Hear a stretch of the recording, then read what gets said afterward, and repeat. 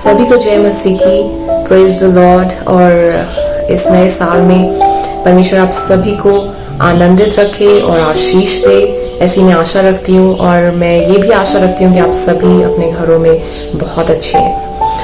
आज का जो वचन मैं आपके साथ इस नए साल में शेयर करना चाहती हूँ वो बहुत ही इम्पोर्टेंट वचन है और हमारी डेली लाइफ में वो अप्लाई भी होता है। और हमें इस बात को, इस वचन को रिमेम्बर रखना चाहिए अपने पूरे जीवन में। और ये वचन जो है, जो परमेश्वर ने मेरे सम्मुख रखा, वो है भजन संहिता 105 और उसकी 4th वर्स। और मैं ये आपके सामने रीड करना चाहती हूँ। और लिखा है, Seek and deeply long for the Lord and His strength. Seek and deeply long for His face and His presence continually. परमेश्वर का वचन हमें उसको सीख करने को, उसको ढूंढने को, उसकी बाट जोहने को, लगातार उसकी बाट जोहने को कहता है। और जब हम परमेश्वर की बाट जोहने की बात करते हैं तो उसका मतलब है कि परमेश्वर की उपस्थिति की बाट जोहना, उसके पीछे जाना, उसकी उपस्थिति को खोजना। और इब्रानी भाषा में अगर हम समझे तो प्रेजेंस या उसकी उपस्थिति का मतलब है उसके मुख को, उसके मुख के बिफोर, उसके फेस के बिफोर आना। तो जब हम परमेश्वर को सीख करते हैं, हम उसकी प्रेजेंस को सीख करते हैं, हम उसके फेस, उसके मुख के बिफोर आ जाते हैं। और परमेश्वर का वचन हमें बताता है कि परमेश्वर की उपस्थिति हर समय हमारे साथ रहती है। वो हमारा रचयिता है। परमेश्वर जो है वो हर जगह प्रेजेंट है, वो ओमनी प्रेजेंट परमेश्वर है। और इसीलिए वो हर किसी के पास प्रेजेंट है, वो हर जगह प्रेजेंट है, वो हर एक चीज में प्रेजेंट है। और ये बात हम भजन संहिता 139, Psalms 139, 8 to 10 में रीड कर सकते हैं। और वहां लिखा है, If I ascend to heaven, you are there. If I make my bed in Sheol, behold, you are there. If I take the wings of the dawn, if I dwell in the remotest part of the sea, even there your hand will lead me, and your right hand will take hold of me. परमेश्वर का वचन हमें और भी clearly बताता है कि परमेश्वर जो है हर एक चीज को गवर्न करता है, नियंत्रित करता है। और उसकी जो सामर्थ्य है वो हर एक चीज में उपस्थित है। हर समय हम देख सकते हैं कि परमेश्वर हमारे आसपास है, क्योंकि हम उसकी सामर्थ्य को अपने आसपास देखते हैं। हम जब अपने आप को देखते हैं, जब हम स्वर्ग को देखते हैं, जब हम पृथ्वी को देखते हैं, हम सब में हम परमेश्वर की सामर्थ्य को और उसकी उपस्थिति को हम देख सकते हैं। और दूसरी चीज, हम जानते हैं कि जब हम यीशु मसीह को रिसीव करते हैं तो हम एक कॉवेनेंट में हैं उसके साथ, एक ब्लड कॉवेनेंट में आ जाते हैं यीशु मसीह के द्वारा। और हम उसकी संतान और वो हमारा पिता बन जाता है। और एज अ फादर वो हमारे साथ साथ हमेशा रहता है। यीशु मसीह की उपस्थिति हमारे साथ हमेशा रहती है। यीशु मसीह ने मैथ्यूज 28:20 में कहा, Behold, I am with you always to the end of age. ये परमेश्वर का वायदा है कि परमेश्वर जो है वो हमारे साथ उपस्थित है। तो जब परमेश्वर हमारे साथ उपस्थित है, फिर क्यों परमेश्वर हमें कहता है कि मेरी बात जो हो सीखनी? क्योंकि कितनी बार हम अपने जीवन में देखते हैं कि परमेश्वर तो हमारे साथ उपस्थित है, उसका आत्मा हम में ड्वेल करता है, लेकिन हम क्या उसके साथ उपस्थित रहते हैं? और हम जब इस बात को पवित्र आत्मा की सहायता से गहराई से समझें तो हम जानेंगे कि परमेश्वर की ये कमांडमेंट बहुत इंपॉर्टेंट है। जब परमेश्वर में कहता है कि मुझे सीख करो, मेरी बात जो हो। हम अपने जीवन में, हमारे जीवन में कितने ऐसे सीजन्स आते हैं, कितने ऐसे समय आते हैं जब हम परमेश्वर को भूल जाते हैं, परमेश्वर को निग्लेक्ट करने लगते हैं। हम परमेश्वर के बारे में ज्यादा विचार नहीं रखते, हम अपना विश्वास पूरी तरीके से परमेश्वर पे नहीं ला पाते, हम परमेश्वर की उपस्थिति के उस तरीके से इच्छुक नहीं होते, हम उसकी महानता, उसकी वैल्यू को नहीं जान पाते, हम परसीव नहीं कर पाते हैं अपने हृदय से।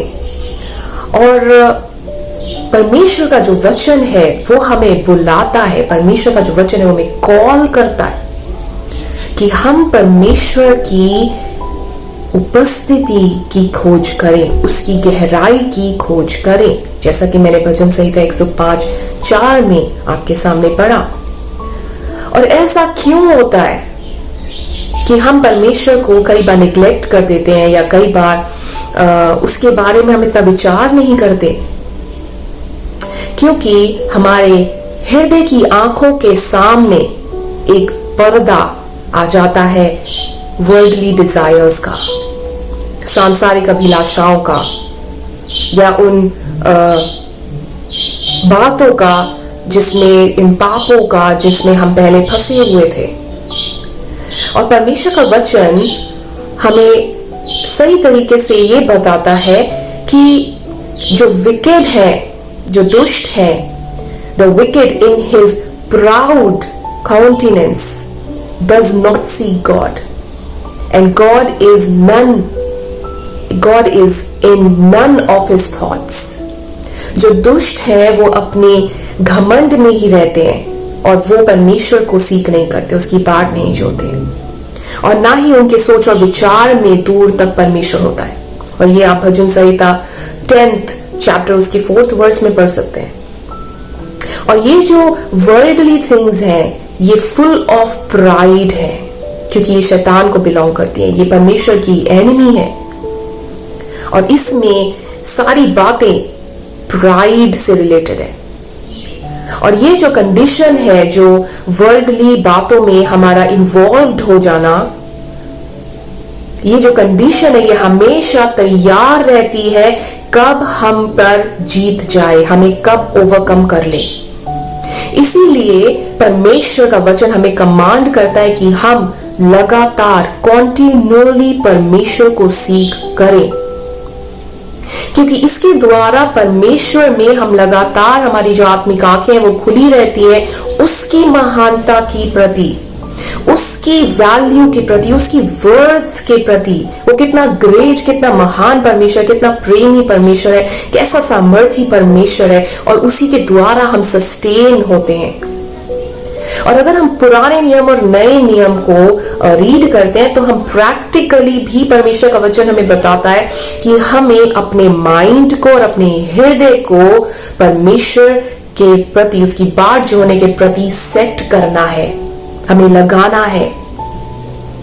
अगर हम 1 Chronicles 22:19 पढ़ेंगे तो वहां पे भी यही लिखा है, वहां पे लिखा है, अब अपने तन मन से अपने परमेश्वर यहोवा के पास जाया करो, उसकी बाट जोड़ो। Set your mind and your heart on God, seeking after his face. अगर हम Colossians 3 उसका 1-2 पढ़ेंगे तो वहां लिखा है, if then you have been raised with Christ, seek the things that are above where Christ is, seated at the right hand of God. Set your minds on things that are above, not on things that are on earth. So कल रात को भी परमेश्वर, पवित्र आत्मा मेरे मन में इस बात को डाल देते, चॉइस, ये मेरी और आपकी चॉइस है। परमेश्वर ने हमें फ्री विल दी है, परमेश्वर ने हमें चुनने का अधिकार दिया है, और ये हमारा कॉन्शियसली, हमारा चुनाव है परमेश्वर की इच्छा को चुनना, कॉन्शियसली अपनी आंखों को फिक्स करना, अपने हृदय की आंखों को फिक्स करना परमेश्वर के ऊपर, उस पर टकटकी लगाना, कॉन्शियसली अपने माइंड को फोकस करना परमेश्वर पे और उसके वचन पे। हम बहुत इजीली इस एग्जाम्पल के द्वारा समझ सकते हैं कि जब एक विद्यार्थी, एक स्टूडेंट का एक एग्जाम होता है या उसकी एक इंपॉर्टेंट क्लास चल रही होती है और उसे पता होता है कि उसे ये चीज बहुत इंपॉर्टेंट है और करनी जरूरी है, तो वो अपने आप को सेट करता है, फोकस करता है, फिक्स करता है, और वो चूज करता है कि वो इस चीज पर कॉन्सेंट्रेट करेगा। सिमिलरली एक एम्प्लॉय जो एक ऑफिस में काम करता है, अगर उसके दिन भर का कोई गोल है, कोई डेडलाइन है, तो वो चूज करता है उसको फुलफिल करने की, वो फिक्स करता है अपनी आईज को, वो फोकस करता है अपने माइंड को उसको कंप्लीट करने के लिए। और ऐसा ही कुछ परमेश्वर का वचन हमें बताता है और कमांड करता है कि हमें अपने माइंड को, अपने हार्ट को परमेश्वर को सीख करने पर सेट करना है, चूज करना है, फिक्स करना है, फोकस करना है। और सबसे इंपॉर्टेंट बात जो पवित्र आत्मा ने मेरे हृदय में इसके रिगार्डिंग डाली वो ये है कि कोई भी आपके लिए परमेश्वर की बात नहीं जोएगा। ये एक पर्सन का इंडिविजुअल एफर्ट है, उसकी अपनी एक लॉन्गिंग है, उसे खुद अपने आप परमेश्वर के सम्मुख आना है और उसके फेस को सीख करना है, कंटिन्यूअली उसकी प्रेजेंस को सीख करना है, ताकि जो कर्टेन हमारे सामने आ जाता है इन वर्ल्डली डिजायर्स का, इस प्राइड का, वो हमेशा टाइड रहे पीछे, वो बंधा रहे पीछे, और जो परमेश्वर की ज्योति है वो हम पर प्रकट होती रहे। और परमेश्वर का वचन जो है वो पूरे बाइबल में क्लियरली हमें मल्टीपल टाइम्स इसको एड्रेस करता है। अगर हम यशाया पढ़ लें, हम आमोस पढ़े, हम यिर्मयाह पढ़े, उस सब में परमेश्वर का वचन हमें कमांड करता है कि हमें परमेश्वर की बाट जोनी है। Seek the Lord while he may be found, call upon him while he is near, seek the Lord and live.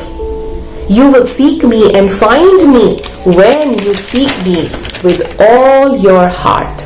So परमेश्वर ने हमें कमांड किया है, आज्ञा दी है कि हम उसको सीख करें, क्योंकि परमेश्वर चाहता है कि वो ढूंढा जाए, कि उसकी बात जो ही जाए।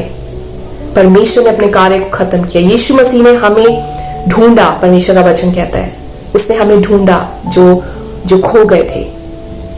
और आज जब हमने उसको पा लिया, उसको जाना है, तो अब परमेश्वर चाहता है कि हम उसकी खोज में हमेशा लगे रहें। उसके after his presence, before his face, हम हमेशा कंटिन्यूअली लगातार हम उसके सम्मुख आते रहें।